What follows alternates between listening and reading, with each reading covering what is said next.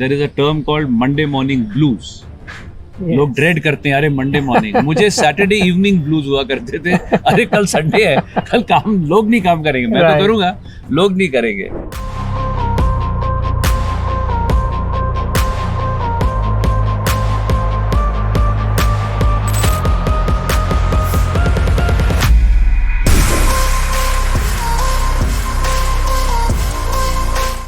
Welcome to another episode of Shubham Mittal show.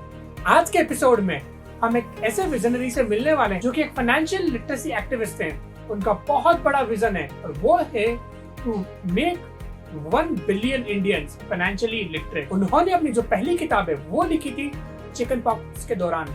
बहुत लोग जब सोचते हैं कि यार अब मैं कुछ नहीं कर पाऊंगा, ये तो बहुत बुरी बीमारी है, उन्होंने उस टाइम को यूज किया और एक अच्छी किताब लिखी. और भी उन्होंने बहुत सारे ऐसे बड़े काम किए हैं जो कि हम इस वीडियो में जानेंगे और उनके एक्सपीरियंस हम सीखेंगे कि वो गलतियां हम किस तरह से अवॉइड कर सकते हैं.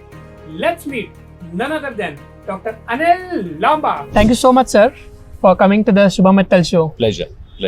तो सर मेरा सवाल आपसे रहेगा, सबसे पहले आप एक फाइनेंशियल लिटरेसी फॉर ऑल इस एक मिशन के ऊपर हैं ताकि आप ज़्यादा से ज़्यादा इंडियंस को 1 बिलियन इंडियंस को फाइनेंशियली लिटरेट बना सकें.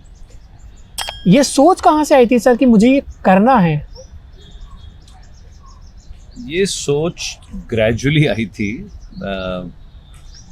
सीए पढ़ रहे थे तब तक तो ये सब ख्याल भी नहीं आया था.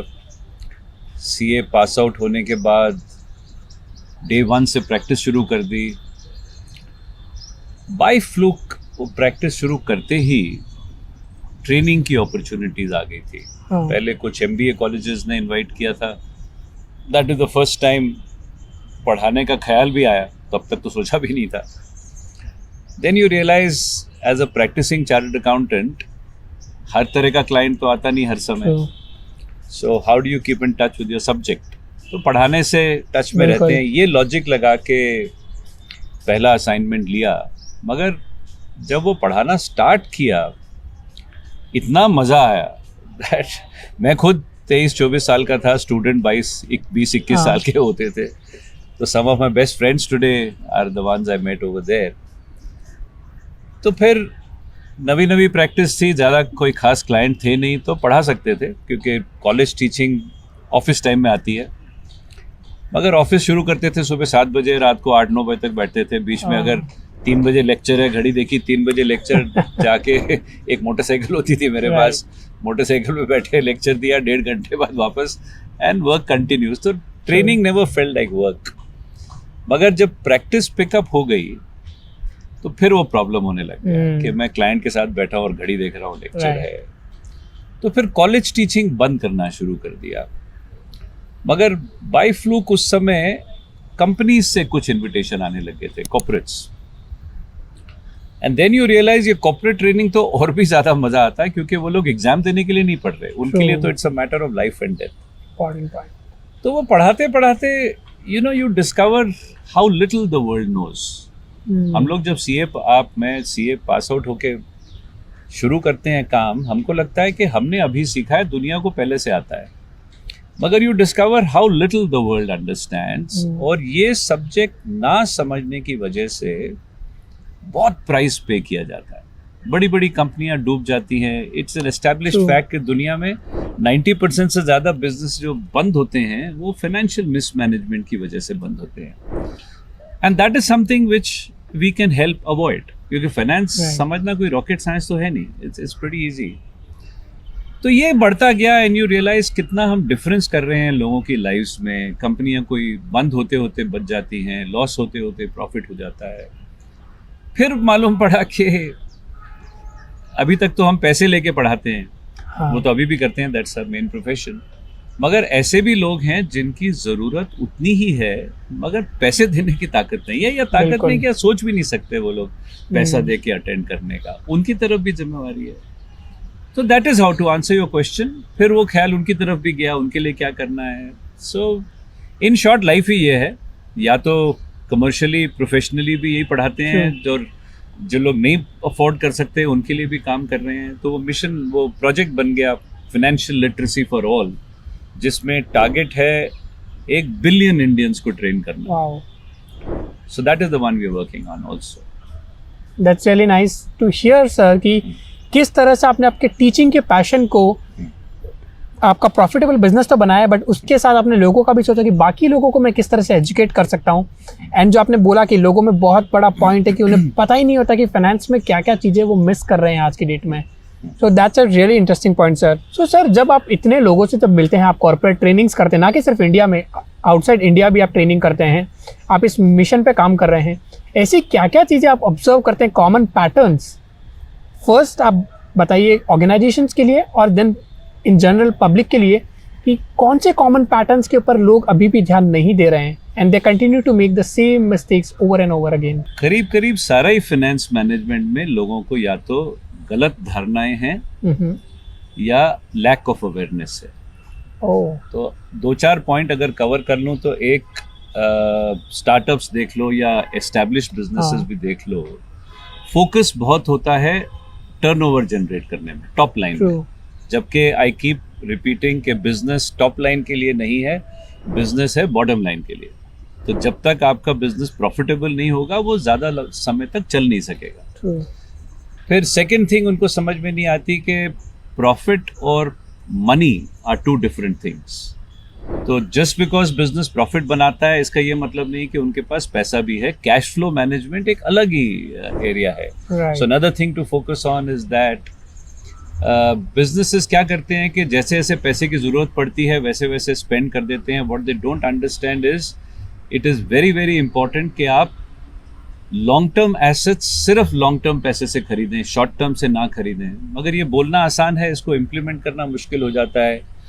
इसीलिए मेनी बिजनेसेस जो बंद हो गए हैं, डूब गए हैं, बैंकरप्ट हो गए हैं, उनका रूट कॉज आप देखेंगे तो वो ये है कि उन्होंने शॉर्ट टर्म पैसे से लॉन्ग टर्म एसेट खरीदे हैं। ऐसी बहुत चीज़ें हैं, आपको पूरा दिन का सेशन बैठना पड़ेगा for me to cover very more things. बिल्कुल। एंड अगर आप एक बिजनेस ओनर हैं तो सर का सेशन या उनकी बुक आप देख सकते हैं, बिकॉज वहाँ से आपको इन डेप्थ इंसाइट मिलेगी किस तरह से बिजनेसेस फेल हो रहे हैं। एंड अगर आप एंटरप्रेन्योर हो तो डेफिनेटली यू मस्ट रियलाइज कि क्या गलतियाँ आपको अवॉइड करनी चाहिए। तो बहुत अच्छी बात सर ने बोली कि एक रेवेन्यू एक चीज़ होती है, profit is another thing, but cash flow is all different ball game, जो आप कभी भी कंपेयर नहीं कर सकते हैं। बिकॉज रिसेंटली सर मैं एक स्टार्टअप का रेवेन्यू देख रहा था and they had x number of revenue and there loss was almost 2x और 3x of the revenue and it doesn't make sense how they can survive in the long term. Startups में ज़्यादा ही problem है कि उनके role model जो हैं वो ऐसे ही हैं। हाँ। जो शायद रेवेन्यू जनरेट करते हैं शायद वो भी नहीं करते, मगर लॉसेस बनाते हैं। और कई स्टार्टअप एंटरप्रेन्योर्स को लगता है that is the way to run the business. उनको ये नहीं पता चलता कि फॉर एवरी सक्सेसफुल स्टार्टअप जिसके बारे में आप पेपर में पढ़ते हैं या यूनिकॉर्न बन गया या जो भी है, उसके पीछे करीब 10,000 और हैं जो डूब गए थे, जिनके कारण यही है। सो स्टार्टअप्स में दूसरा प्रॉब्लम है कि उस समय एंथुजियाज्म बहुत होता है। Let's say it's a technology startup, पूरा फोकस टेक्नोलॉजी पर है, excitement which is not wrong, which is fine, पूरा फोकस है, उसको अभी दुनिया को चेंज करना है। फाइनेंस जैसी चीज़ें तो उनके दिमाग में आई नहीं अभी तक। और आधे लोग तो फाइनेंस को समझते हैं अकाउंटिंग है। एक अगर अकाउंटेंट को आपने नौकरी पर रख लिया तो आप समझते हैं वो संभाल रहा है finance, which is not true at all. और जब तक ये रियलाइजेशन आती है ये इतना ज़रूरी है, इट इज़ टू लेट। मगर स्टार्टअप का प्रॉब्लम क्या है कि शुरू में पैसे भी कम होते हैं, सारा पैसा जाता ही प्रोडक्ट में है, प्रोडक्ट डेवलपमेंट में है, इन चीज़ों में है। प्लस उनके जो रोल मॉडल्स हैं, दी अमेजॉन्स, द फ्लिपकार्ट, दी जोमेटोज, जो भी हैं जो लॉसेस बना रहे हैं, उनको लगता है ऐसे ही बिजनेस चलाना है। तो ये बहुत डीप रूटेड प्रॉब्लम है। तो इसमें एक और इम्पॉर्टेंट पॉइंट जो सर आपने बताया अभी, स्टार्टअप्स इंस्पिरेशन जो ले रहे हैं शायद उनका इंस्पिरेशन का सोर्स सही नहीं है। कहीं ना कहीं वो बड़े स्टार्टअप देखते हैं, उन्हें लगता है हम भी इस तरह से करेंगे तो यूनिकॉर्न बन जाएगा हमारा भी। कहीं ना कहीं वो सोच सही नहीं। बट आप जब इन फाउंडर्स को देख रहे हैं और वो सोच रहे हैं कि हम एक अकाउंटेंट रख लेंगे या एक सीए रख लेंगे और वो हमारी रिटर्न टाइम पे फाइल कर देगा, हमारी टैक्स रिटर्न हो जाएगी, टैक्स टाइम पे कर देंगे। And not only startup sir, मैंने काफ़ी बिजनेसेस देखे जो मिड साइज बिजनेसेस होते हैं, स्मॉल साइज बिजनेस है, दे अगेन बिलीव कि एक सीए रख लिया ना बिजनेस में, that's more than enough on finance side. उन बिजनेसेस को आप कौन से डायरेक्शन में जाते हुए देखते हैं जब वो ऐसी गलतियां कर रहे हैं? See, what they have to understand is compliance is one thing, but that is not finance management. Finance management is a continuous process. आप सीए को रखोगे, वो आपके रिटर्न्स फाइल कर देगा, आपकी अकाउंटिंग पूरी कर देगा, आपकी बैलेंस शीट बना देगा, मगर वो सब तो पोस्टमार्टम वाला काम है ना। फाइनेंस मैनेजमेंट तो हर समय होना चाहिए। और एक मैसेज जो मैं बार बार देता हूँ कि फाइनेंस, जिसको आप फाइनेंस वाला बोलते हो, वही एक नॉन फाइनेंस पर्सन होता है कंपनी में, बाकी सारे के सारे फाइनेंस वाले हैं। क्योंकि फाइनेंस मैनेजमेंट का मतलब है टेकिंग फाइनेंशियली इंटेलिजेंट डिसीजंस। वो डिसीजन या सेल्स वाले की हो, प्रोडक्शन वाले की हो, HR वाले की हो, आपके हर एक्शन में फाइनेंशियल इम्प्लीकेशन है। So true. जब ये सारे के सारे लोग फाइनेंशियली इंटेलिजेंट एक्शन लेते हैं, तब वो CA बाद में पिक्चर में आके आपको पोस्टमार्टम करके बताएगा इस कंपनी ने प्रॉफिट बनाया या लॉस बनाया। तो फाइनेंस मैनेजमेंट तो पूरी ऑर्गेनाइजेशन की जिम्मेवारी है, कोई एक इंसान की नहीं है। It has to be entire ecosystem। अगर ऊपर वाले ही, जैसे आपने बताया sir, top to bottom, top वालों को मालूम नहीं होगा तो जो मिड एंड बॉटम वाले हैं, दे आर अंडर इंप्रेशन कि सब कुछ सही चल रहा है, बिकॉज ये टॉप की जिम्मेदारी है। एंड टॉप सोच रहा है कि CA की जिम्मेदारी है। तो ये किसी की जिम्मेवारी नहीं होती, इवेंचुअली कोई रिस्पॉन्सिबिलिटी लेता नहीं। Second thing I find very dangerous, जब कोई बोलता है आई am a non finance person, उसने अपने दिमाग से गिल्ट ही निकाल दिया। उसने बोला मेरा तो काम ही नहीं है फाइनेंशियली, मैं तो सेल्स वाला हूँ, मैं तो प्रोडक्शन वाला हूँ, मैं तो परचेज वाला हूँ। और जब मैं सबको कहता हूँ you have to first recognise finance management is your responsibility, उसका मतलब क्या है? The moment you say I am also a finance person, आप क्या कह रहे हैं? I am responsible for taking financially intelligent decisions. वहीं से सोल्यूशन स्टार्ट होता है। तो मेरा बस चले तो मैं मैंडेटरी कर दूं कि आपके विजिटिंग कार्ड पे लिखा होना चाहिए sales cum finance manager, production cum finance manager, HR cum finance manager. Actually इन सभी के डिसीजंस इम्पैक्ट करते हैं कंपनी के फाइनेंसेस को, उन्हीं के डिसीजंस इम्पैक्ट करते हैं। Very true. एंड CA तो बाद में आता है, CA तो बाद में, सारे ऑपरेशन होने के बाद में। और इसी से रिलेटेड सर मैंने जाना आपका एक कॉन्सेप्ट है FIO, फाइनेंशियली इंटेलिजेंट ऑर्गेनाइजेशन, जिनके साथ आप काम करते हैं, so that they take financial decisions and which are intelligent decisions।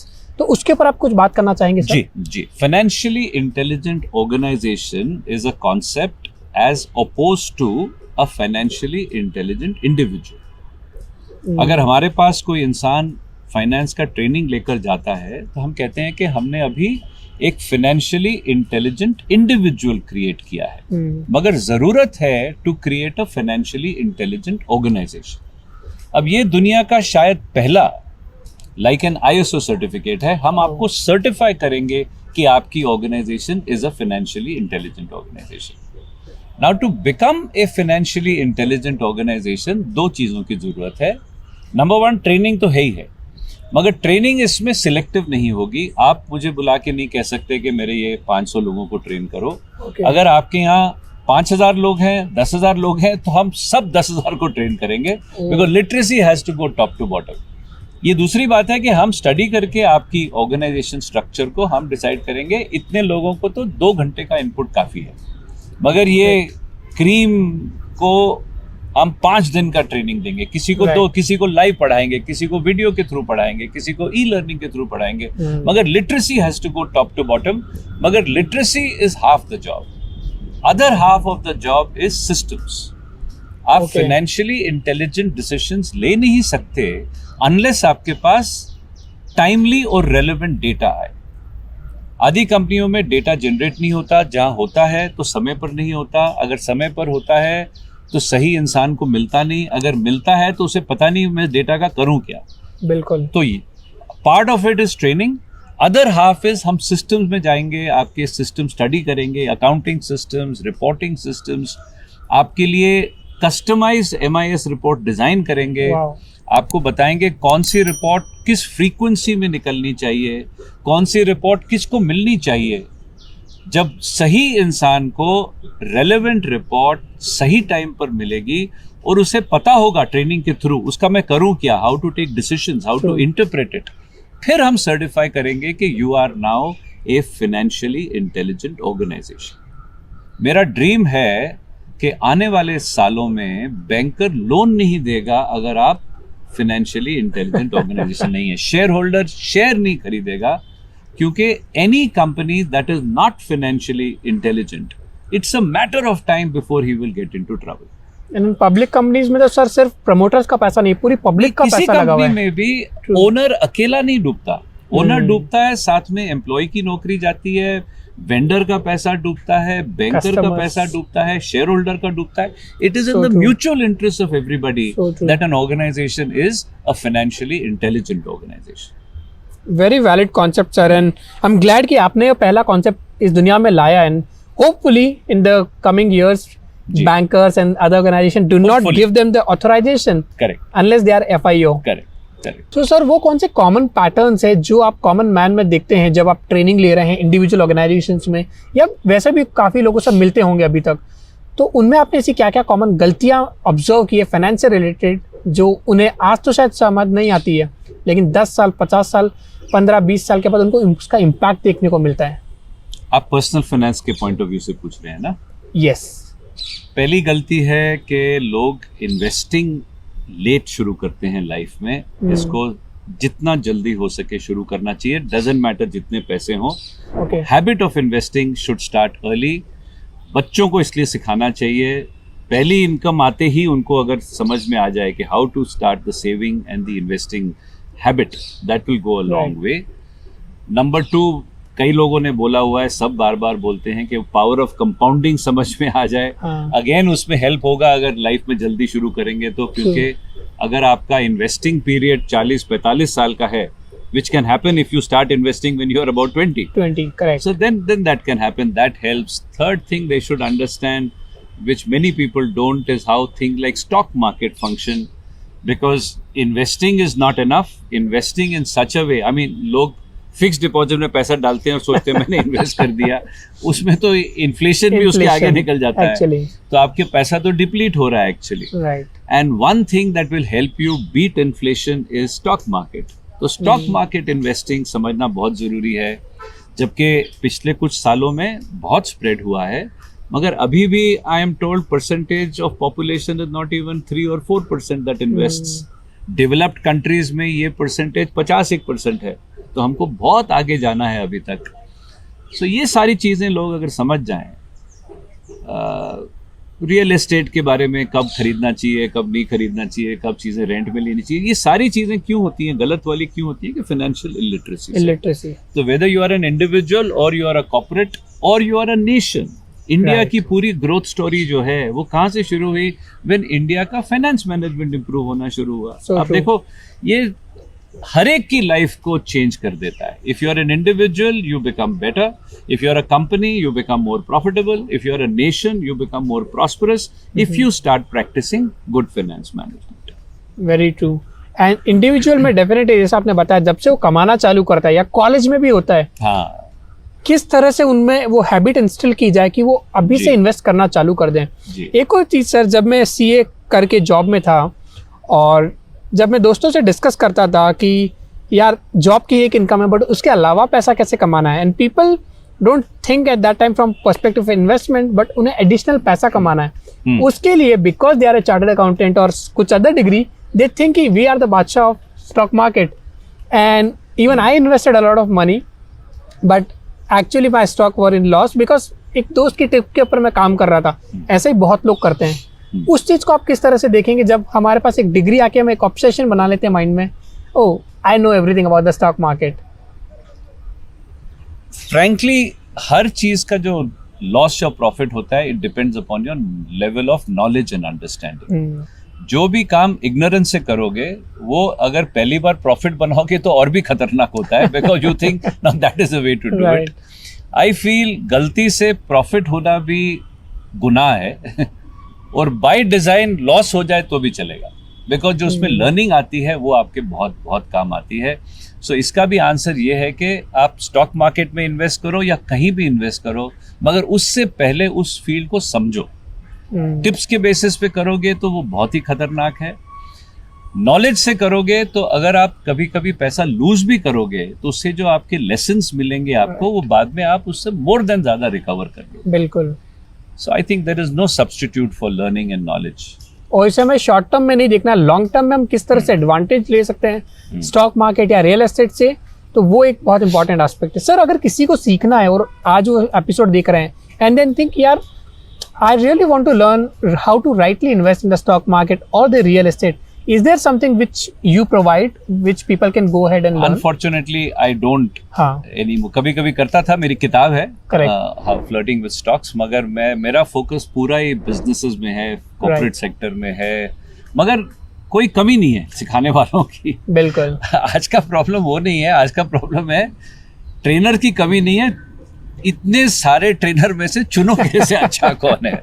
आजकल हाँ यू नो, जब म्यूचुअल फंड शुरू हुए थे Right. अमेरिका में, म्यूचुअल फंड क्यों शुरू हुए थे कि लोग कहते थे कि इतने शेयर्स हैं, हमको नहीं समझता किस में इन्वेस्ट करें, ट्रू तो म्यूचुअल फंड आ गया कि आप फिक्र मत करो, आप म्यूचुअल फंड में पैसा डालो, फंड के पास फुल टाइम लोग हैं जो स्टडी करके डिसाइड करेंगे बिल्कुल। कहाँ डालना है।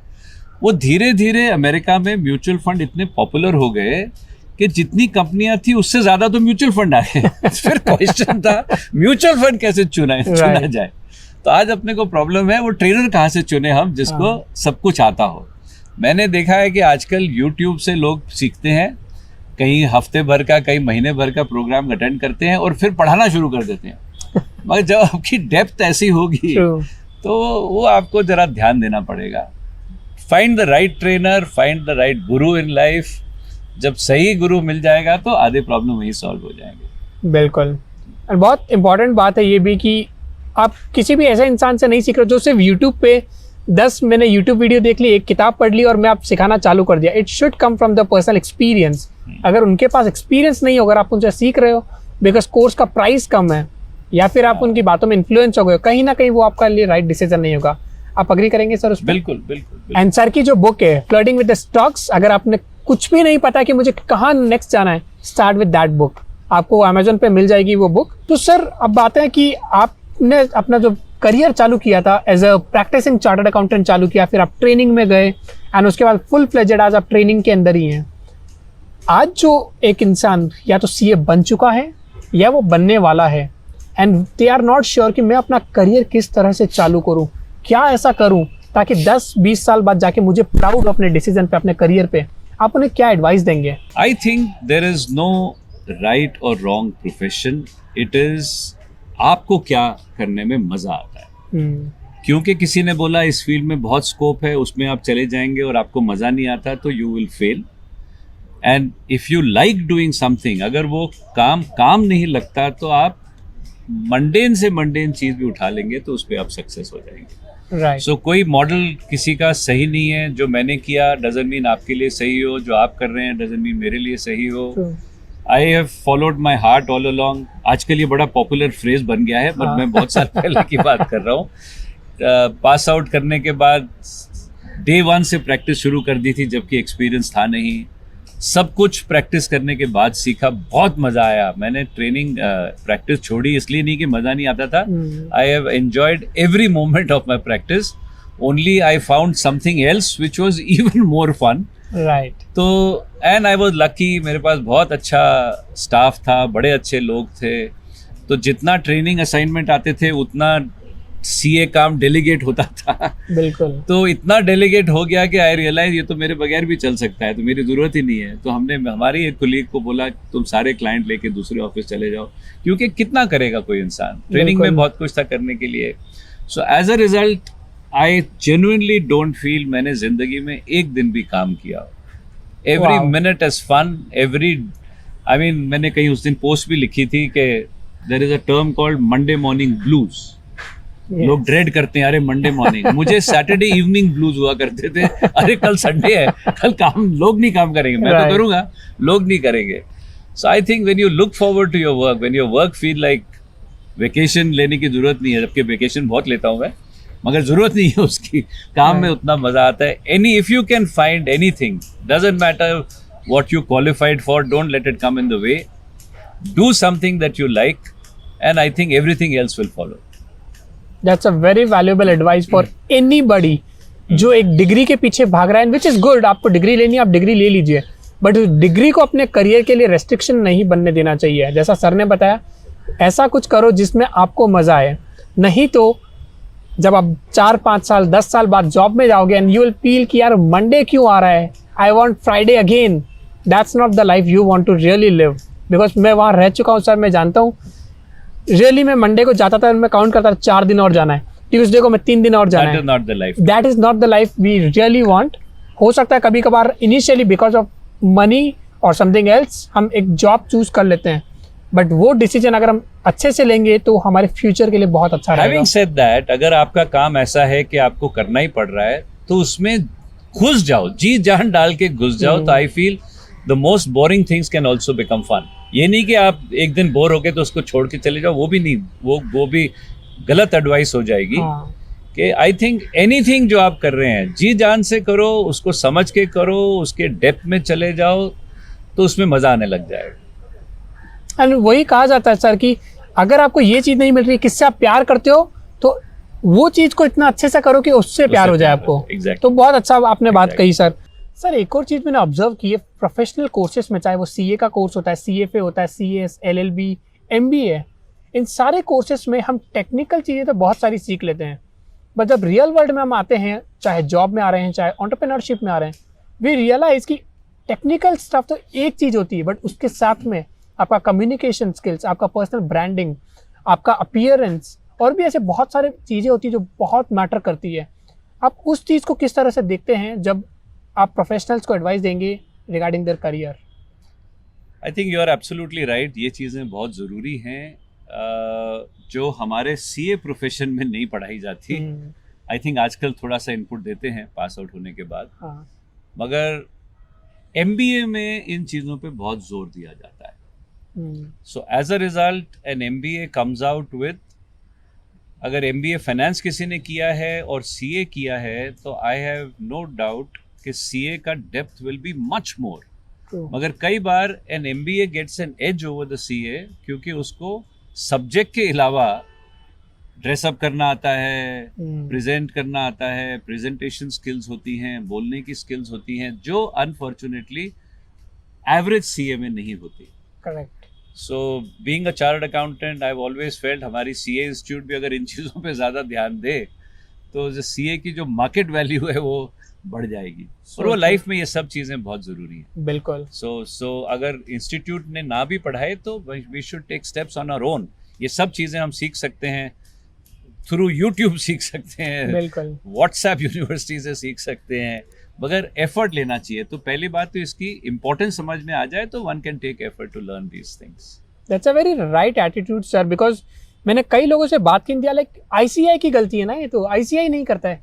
ओ यस, आईसीआई नहीं करता, बट क्या आपने एफर्ट लिया उस चीज़ को सीखने के लिए? क्योंकि ऐसा नहीं कि ट्रेनर्स एंड कोचेस नहीं है, आप कहीं पे भी जाके सीख सकते हो, बट अगर जब तक आपको ही इसकी इंपॉर्टेंस नहीं पता होगी, you cannot blame it on ICAI or other institutions.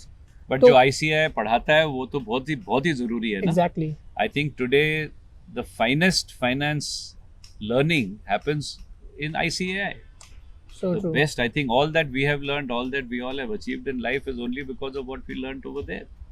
तो छोटी मोटी चीजें जो नहीं पढ़ाता वो तो बाहर से भी पढ़ सकते हैं. बिल्कुल. एंड काफ़ी लोग सर एक और देखा है कि कंपेयर करते हैं कि यार एमबीए बहुत अच्छा होता है, एमबीए की जॉब बहुत अच्छी हो जाती है, उसको आता कुछ नहीं है, हमको सीए हैं, हमको सब कुछ आता है, एमबीए को कुछ नहीं आता बट फिर भी उसको पैसा ज़्यादा मिलता है, उसकी लाइफ अच्छी होती है.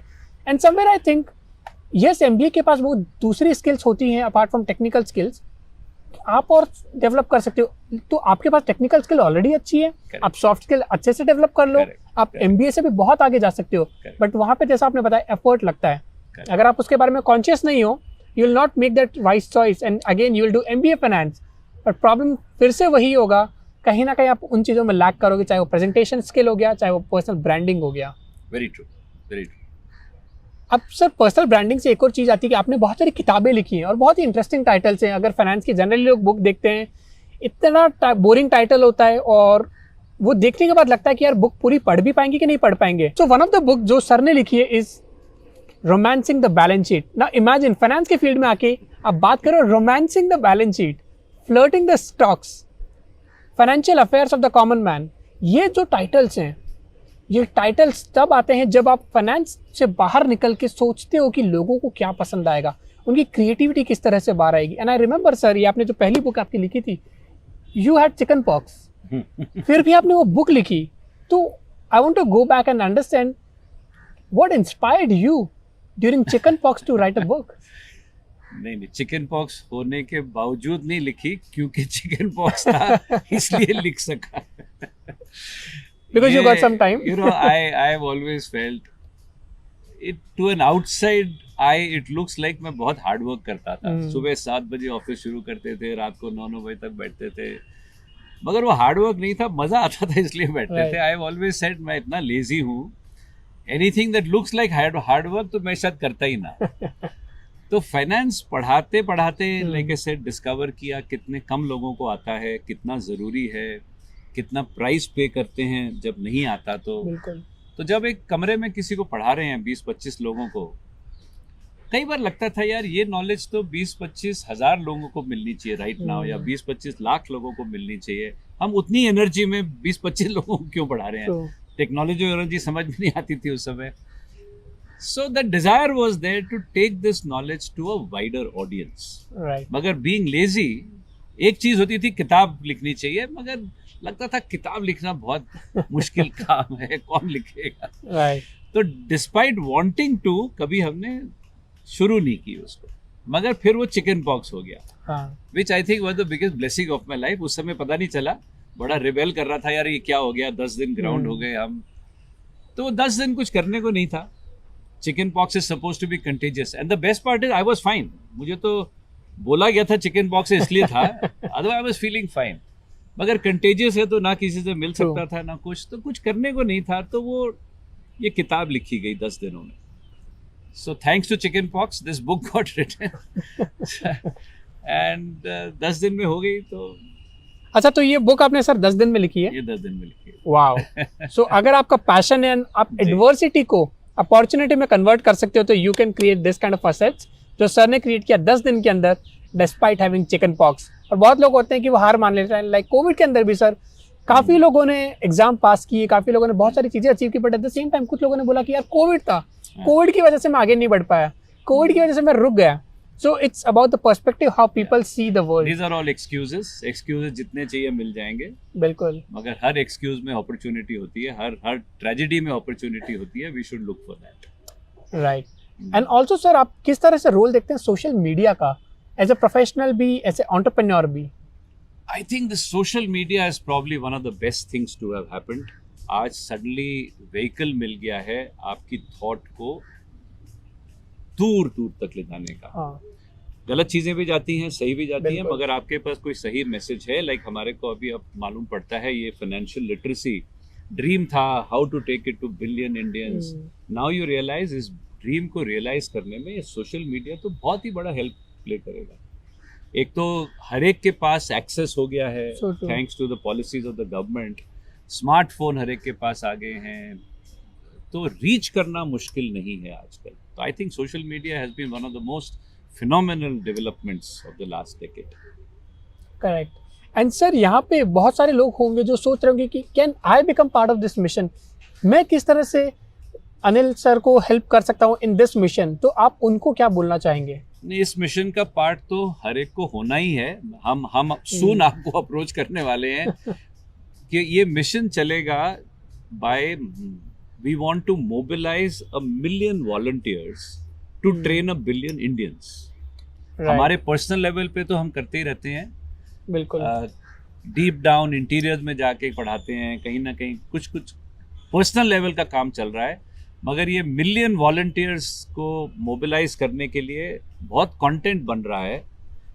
अगर आप मुझे अभी बोलें कि बड़ी सी कंपनी को ट्रेन करना है तो मैं आंख बंद करके कर सकता हूँ. मगर आप बोलो वो सब्जी वाले को ट्रेन करना है तो मैं थोड़ा सा फंस जाता हूँ, उसको क्या पढ़ाना है. तो वो कंटेंट बन रहा है कि लोएस्ट लेवल तक क्या क्या पढ़ाना है, सिंपलेस्ट भाषा में कैसे पढ़ाना है, फिर उस कंटेंट को सारी इंडियन लैंग्वेजेस में ट्रांसलेट करना है. क्योंकि हमारा टारगेट ऑडियंस इंग्लिश नहीं बोलेगा, हिंदी शायद ना बोले, तो फिर मिलियन वॉलंटियर्स को ये कंटेंट कम्युनिकेट करना है. ये सब काम बाकी है.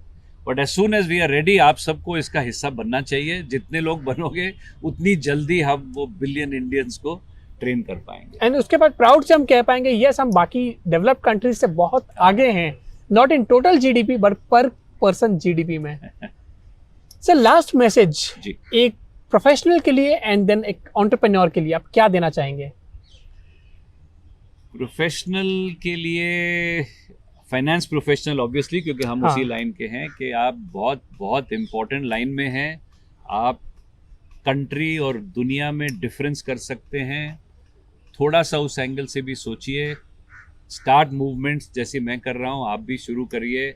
आपके पास पावर है, आपके पास नॉलेज है, take it to people who need it, because country बहुत ज़्यादा प्राइस पे करती है फिनेंशियल इलिटरेसी के वजह से, और हमारी सबकी म्यूचुअल ड्यूटी है जहाँ हम कंट्रीब्यूट कर सकते हैं वहाँ करें। और कॉर्पोरेट्स को वही मैसेज है कि 90 to 95% बिजनेस फेलियर्स होते हैं ड्यू टू फाइनेंशियल मिसमैनेजमेंट। और इसलिए नहीं होता फाइनेंशियल मिसमैनेजमेंट कि फाइनेंस प्रोफेशनल में कुछ लैकिंग है, वो फाइनेंस प्रोफेशनल बेचारा पिक्चर में ही बाद में आता है। करेक्ट। सो अगर ये रियलाइजेशन आ जाए कि finance management is everybody's responsibility, और फिर इस रियलाइजेशन के बाद as an employer, as a company, take efforts to take this literacy to the lowest level within your organisation, आप खुद उसके बहुत बेनिफिट्स रीप करेंगे। That's wonderful advice, sir. And thank you so much for being part of this show and sharing your valuable insights. Pleasure. And I'm hope कि आप चाहे business owner हो, entrepreneur हो या फिर एक student हो, this show inspired you to become a person of caliber, जिसके पास ये intention है कि हम लोगों को किस तरह से financial literate बना सकें।